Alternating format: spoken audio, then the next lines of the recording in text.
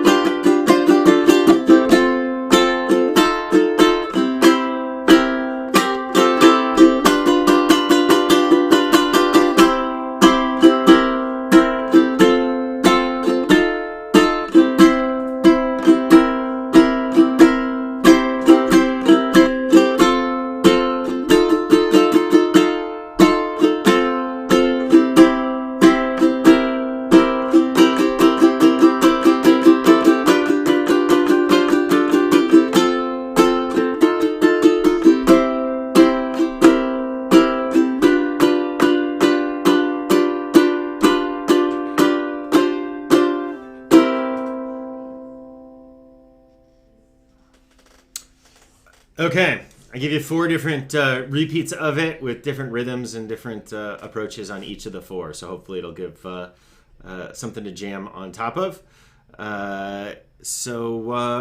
Wonderful. Any other questions, thoughts, anything about that before we play blues in a different key now?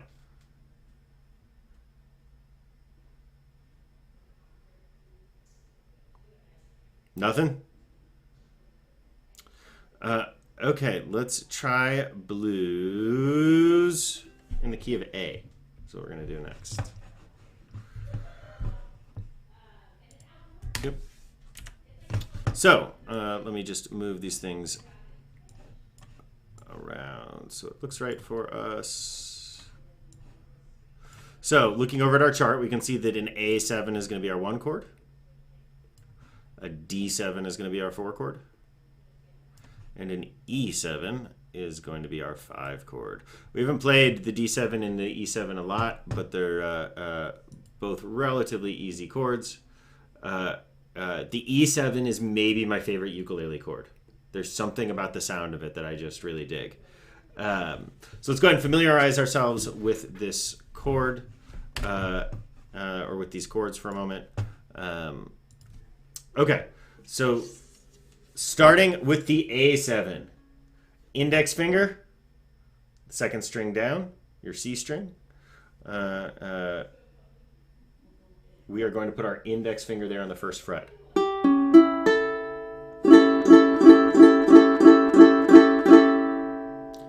And then the D7, we're going to play with our middle and our ring finger. Middle finger goes up there on the 2nd fret on the G string. And our ring finger goes on the E string, the 3rd string down, also on the 2nd fret.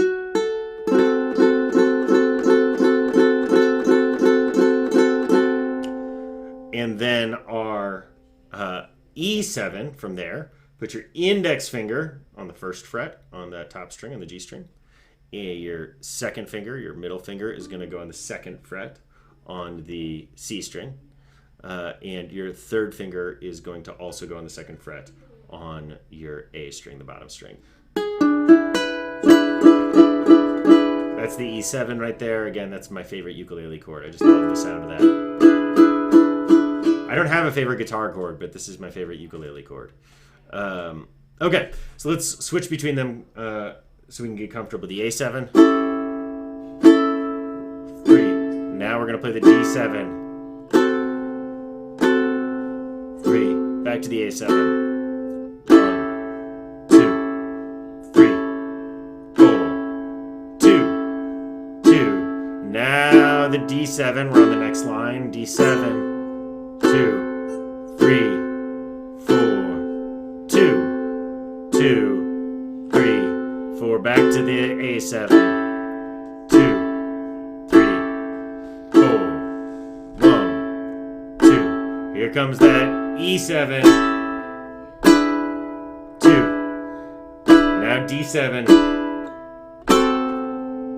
Notice that from the E7, by the way, play that E7 again. And you'll notice for the D7, all you're going to do is you're going to move your second and your third fingers up one string, and you're going to let go of your index finger. And then back to the A7. Okay. Let's try playing it, shall we? Here we go.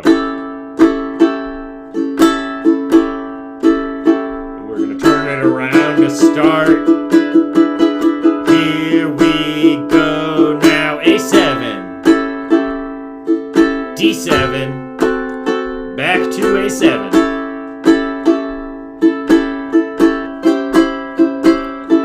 D7, back to A7. Now E7, back to D7, home to A7, and we're going to turn it around with the E7. All over again. A7, D7, A7, D7, A7. Now E7, back to D7, and home to A7. Turn it around. We're going to play one more time so you can practice. A7, D7, back to A7, D7, A7,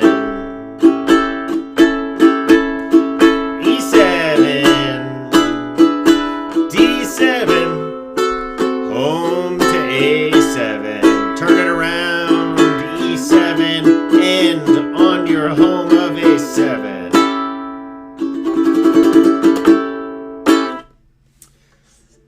Okay. Was that a little more challenging than the other one? A little more, maybe? Yes, no? Okay. Do you want to play it in one more key, or is 2 keys of 12-bar blues enough for you? Daniel, can we learn a song that uses the 12-bar blues that we're sort of familiar? Is there a song that we might all be familiar with? Totally. In fact, I think that was part of our homework, was to come. Did anyone hear? Did anyone hear 12-bar blues? Did anyone find a song that sounded like it? I looked up a lot of lists, and I just didn't know most of the songs. I'm not very, I don't know a lot about music. So what I'd say also is put on your favorite, 50s and early 60s records, and you're going to hear it on everything. Charlie Watts of a blessed memory died yesterday. Put on a Stones album. You'll hear lots of 12-bar blues there. Actually, the early Rolling Stones were basically a blues band before they were a rock band. Yeah. So we can totally play a song though. Is that our way of saying we're again not going to change our strings today? Do we want to? No. We have to change. You have to change the strings today. Okay, let's change the strings today then. Let's change our strings. Okay, so let me make myself full screen. Get rid of the picture in picture. Wait, while you're setting that up, can I ask the group something? So Daniel, you're out for the next 3 weeks. Is that right? Yep. Is next week Rosh Hashanah? Next Wednesday? Or is that Rosh Hashanah? Rosh Hashanah is a Monday night, Tuesday, and yes, I think. So next, No. next Wednesday is September 1st. No, it's a week. Yeah. Let's see. Yes, Rosh Hashanah is 2 weeks from 2 days ago. Okay, So we're like, you can't make it next week, right? I cannot make it next week. Okay, and then the week after is Rosh Hashanah day or the second day? Wait, it's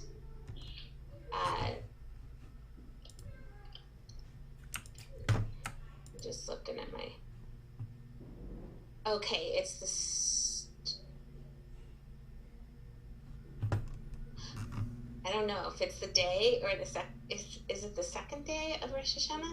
Next Wednesday the 8th, or is it the first day? Wednesday is day 2 of Rosh Hashanah. Okay. Well, my question for the group is if I threw out a link to all of you, my own personal link, who would show up next Wednesday? We can just take it 1 week at a time, just to play a few songs. I can throw some things up and we can practice.